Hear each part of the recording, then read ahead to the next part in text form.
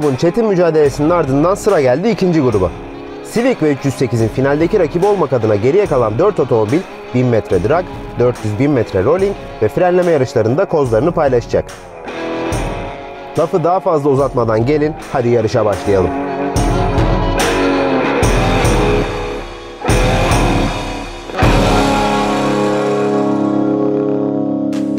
Durağımızın ikinci ayağına hoş geldiniz. Tekrardan 4 tane araçla birlikteyiz. Benim içerisinde bulunduğum araç Renault Megane. Dizel, otomatik. Ben nasıl olsa çok iddialı olmadığım için bu yarışta koltuğumun masaj fonksiyonunu açacağım. Rahat rahat gideyim en azından. Böyle. Solumda Şafak var. Ford Focus'la.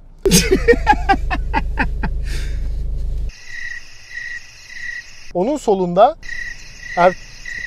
bir daha. Onun solunda Erkut var.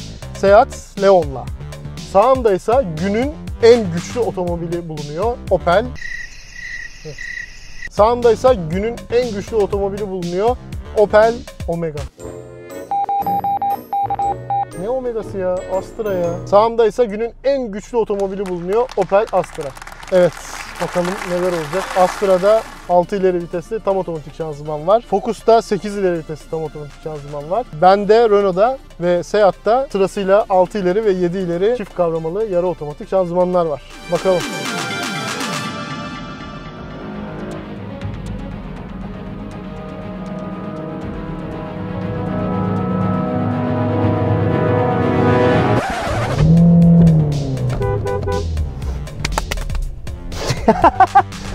Arabayı parkta unuttum. Onur da parkta unuttu. Vitesi takmayı unutmuşuz ya, bu da güzel. Özür diliyorum. Heyecandan olsa gerek. El frenini indiriyorum. D'ye alıyorum. Sport modundayım ve şimdi hazırım. Oğlum. Pardon Ali abi, pardon. El kol yapıyor Ali abi. Moralim bozuldu. Kaybedebilirim ama ikincilikten aşağısına gitmem.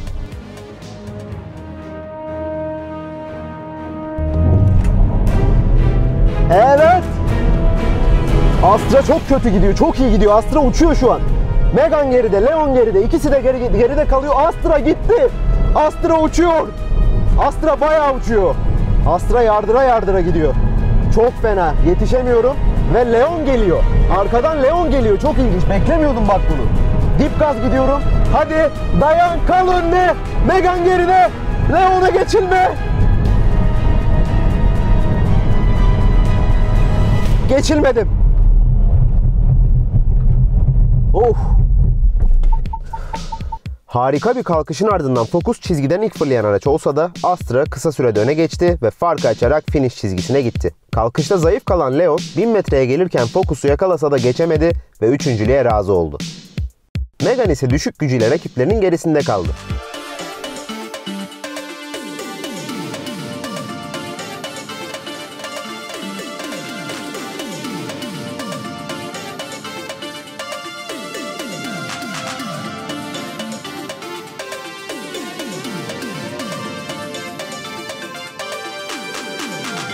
Şimdi sıra 400.000 metre rolling yarışında. Evet, şimdi de rolling yapacağız. Sportif değiliz. Zaten buradaki en düşük güçlü otomobiliz şu anda. Çok ağır değiliz ama olsun. Çift kavramalı yarı otomatik şanzımanımız var. Kalkışta gördünüz yani hakikaten çok hızlı tam otomatikler. Artı tork konvertörü candır.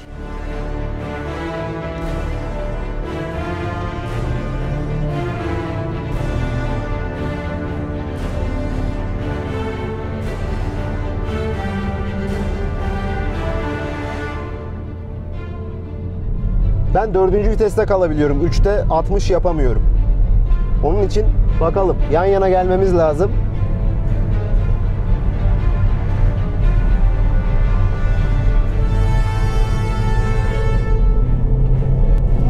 Hiç fena değiliz aslında. Leon da uzuyor. Megane bile geliyor. Evet, Focus yapma. Astra yine aldı götürüyor ya. Vallahi Leon da gayet güzel. Megane'dan kopamıyorum. Çok ilginç. Yer ikisini kaybettim artık. Focus da yavaş yavaş açmaya başladı arayı.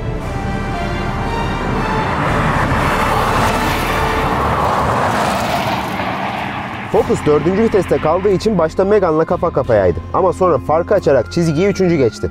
Adeta uçarak giden Astra yine rahat bir liderlik alırken Leon kalkış sıkıntısı olmayınca bu sefer Focus'u rahat geçti.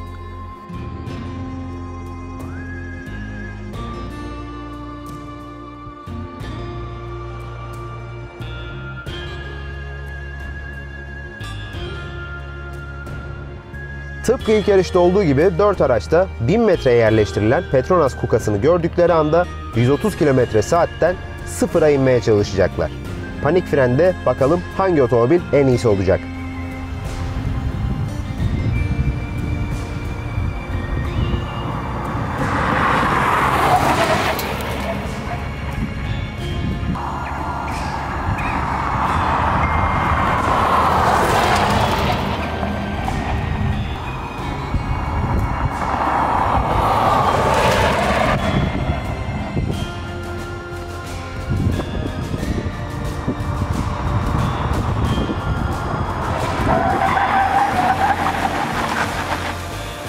...130 km/saat hızla yapılan frenlemede Astra güçlü bir performans çıkardı. Ancak kış lastiklerine rağmen Focus grubun lideri oldu. Yeni lastiklerine çok güvenen Onur 3.lükte kalırken Leon bu yarışta son sırada kaldı.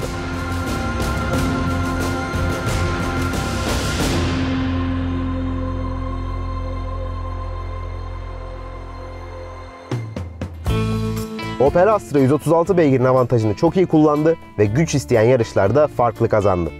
Alman için yenildiği tek disiplin frenleme oldu. Onu da gruptan çıkan ikinci otomobil Ford Focus kazandı. Üstelik kış lastiklerine rağmen.